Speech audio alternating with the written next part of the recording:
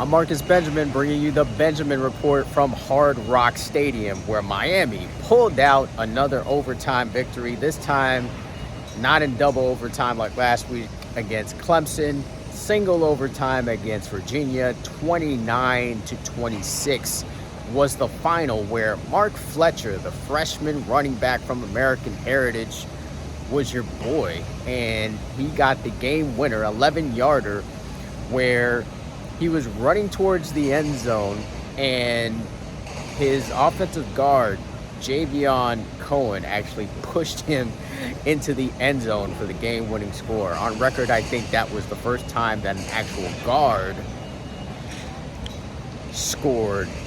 helped to score a game winner for a team. It was a great victory for Miami because Miami is now bowl eligible, so they will be going to a bowl game at the conclusion of this regular season. There was a lot of good and there was a lot of bad from this game. But let's start with the good here. Let's keep it positive at first. The good was that this running game continues to produce when needed. A.J. Allen had a spectacular run in this game where he hurdled over a defender into the end zone. It was the type of play that really erupted this crowd here at Hard Rock Stadium and really kind of got them going later in this game, because they started out 10-3 in this game. They failed to score a touchdown in the first half. They were down to Virginia in that first part of the game, and they really couldn't get anything going. Tyler Van Dyke was not himself, and just like I tweeted out, something ain't right with Tyler Van Dyke, because he was just not the guy that we are used to seeing. Something is definitely not right with him, and it could be physically. He did have his knee in a brace, and he could be still dealing with the ligament tears in his hand. Who knows what it is, but whatever it is, it's just not right, and it's just not good enough to really beat high caliber teams. Virginia, good team, average team, but if this were Florida State, there's no way Miami would beat Florida State with this type of performance from Tyler Van Dyke. So this has to change for the Hurricanes if they want to go to Tallahassee and win, or go to Raleigh to place NC State, which is their opponent next week, and win. They have to be better offensively. What we saw today was just not good enough. Tyler Van Dyke was 20 for 30 for 163 yards and 2 interceptions. And his first interception, an obviously forced throw to Xavier Restrepo. And I think myself and Hurricanes fans are just kind of tired of seeing that. Tired of seeing of him just forcing balls to receivers that he doesn't need to force the ball to. He has to check down. I tweeted that out as well. Sometimes you just have to check down to the running back. And he mentioned that in the post-game presser as well, that he has to start checking it down. You have to, take the safe play. And it's not going to always be a home run play. You got to take what the defense gives you. Take what you can get. Football is not a game that you can win in a couple plays early in the game. It's kind of a marathon to the end. So you save those Hail Mary plays, so to speak, until the end of the game or towards the end of the game. So it was just a disappointing performance all around. Who wasn't disappointing was this defense. This defense came through for Hurricanes fans once again. Cam Kinchens came up with a key pick 6 in this game. The All-American safety read the route, jumped on the football, and just trotted into the end zone for a touchdown. It really got the team back going. It was right after that A.J. Allen touchdown, so in 2 plays, Miami was basically back in the game and in front. They had a 17-10 lead at that point, but it was far from over. They had to battle back. Virginia is a good team. They're a gritty team. They grinded till the end, and they were able to get scores to make this a game and obviously push this game into overtime. got to give a shout out to the offensive line as well. And it's not like Tyler Van Dyke was hurried, as in at all. 0 hurries registered for this Virginia defense. 0 sacks registered for this Virginia defense, which means the offensive line did its job to put Tyler Van Dyke in a position to make plays. He just could not do it. And luckily, the running game was working enough where it put them into the end zone in that overtime for Miami to win this game. Got to give a shout out to the kicker, Andy Borregales.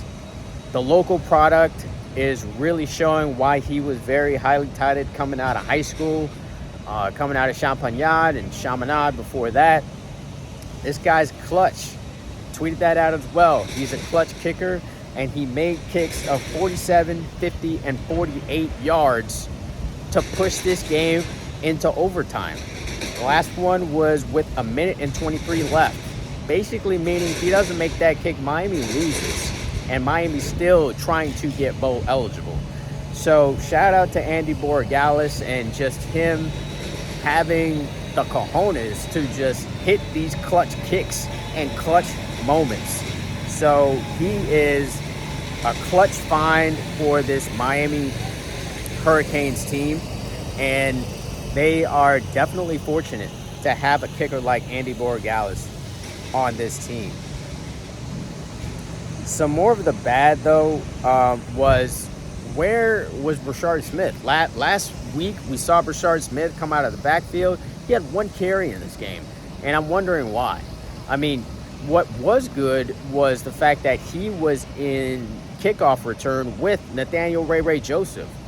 I think those two together, probably the best kick returning combo in college football. So glad to see that, but he was nowhere to be found when it came to offensive production.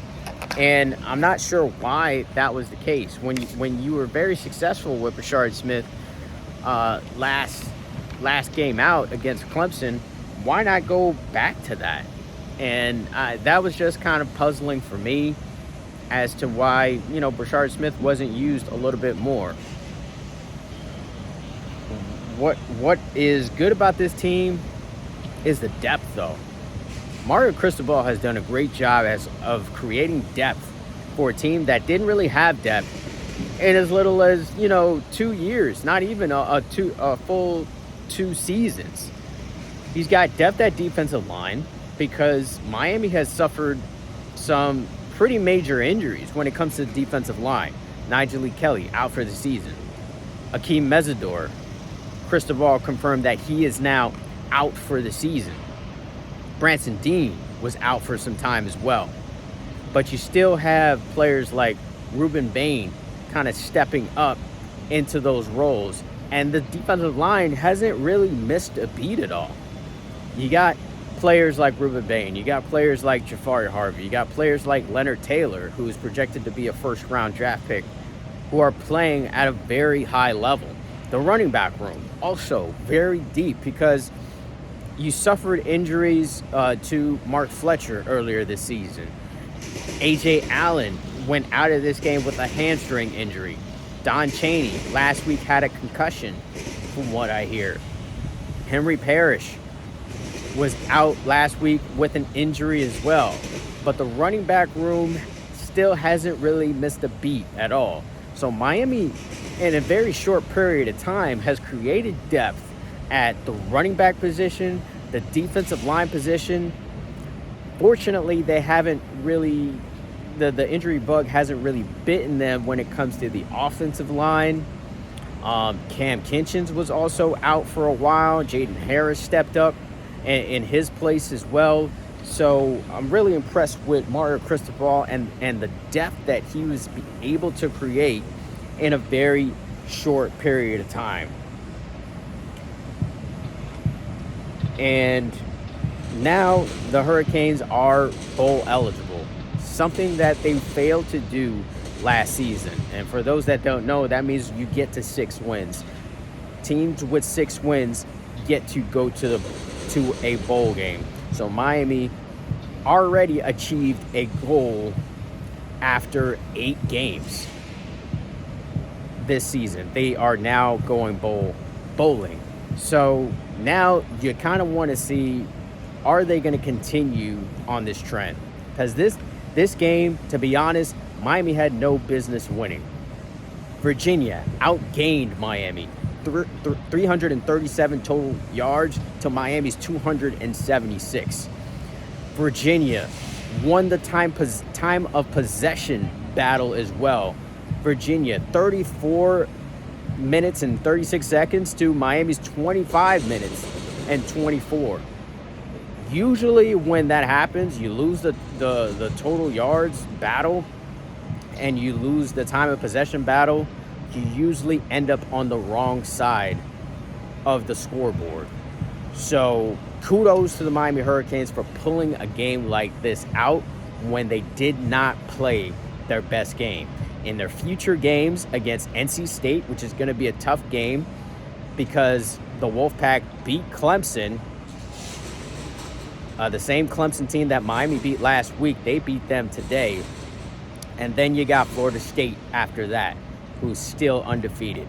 And then you got a Louisville team who's still battling for the ACC title. And then you end the season with Boston College, who nearly beat Florida State a few weeks ago. So it will be interesting to see how Miami finishes off Cristobal's second season after already achieving one of their goals. They do have an outside chance to make the ACC championship game, but one of those scenarios that has to happen is Miami has to win out. They have to win the rest of their games. And if they do that, that means they played way better than they did tonight. That's going to wrap it up here from Hard Rock Stadium. I'm Marcus Benjamin, bringing you the Benjamin Report. Until the next time.